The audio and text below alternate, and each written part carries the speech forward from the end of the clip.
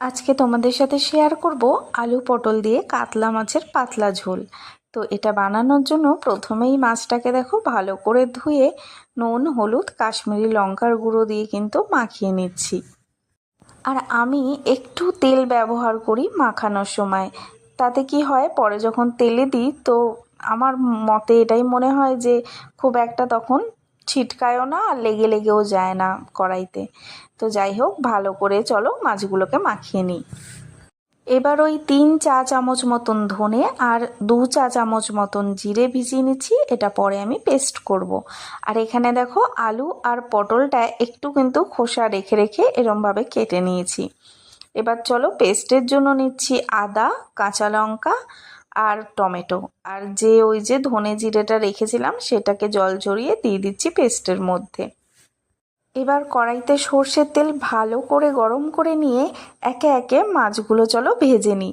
প্রথমেই আমি মাথাটা ভাজার জন্য কিন্তু দিয়েছি, এরপর লেজা আর বাকি মাছগুলোও কিন্তু বেশ ওই হালকা বাদামি করে ভেজে নিচ্ছি। আর ফ্রেশ মাছ কিন্তু কম ভাজলেই তার স্বাদ থাকে। আর যেহেতু এই রান্নাটা একদমই হালকা, তো গরমের দিনে খেতেও কিন্তু বেশ ভালো লাগে। আর চলো ওই মাছ ভাজার তেলেই আরেকটু পরিমাণ তেল দিয়ে একে একে পটল আর আলুগুলো ছেড়ে দিয়ে ভেজে নেব।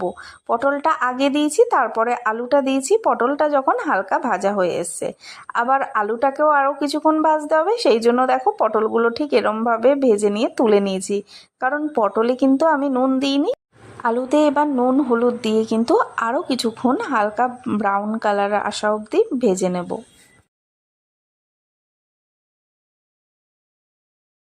আলু আর পটল ভাজতেই কিন্তু আমার তেলটা একটু শেষ হয়ে গেছিলো। তো পরে আবার সামান্য একটু তেল দিয়ে ফোড়নে দিলাম জিরে, আর ওই যে মশলাটা পেস্ট করে রেখেছিলাম সেই মশলাটা দিয়ে এবার কিন্তু একটু কষাতে থাকবো।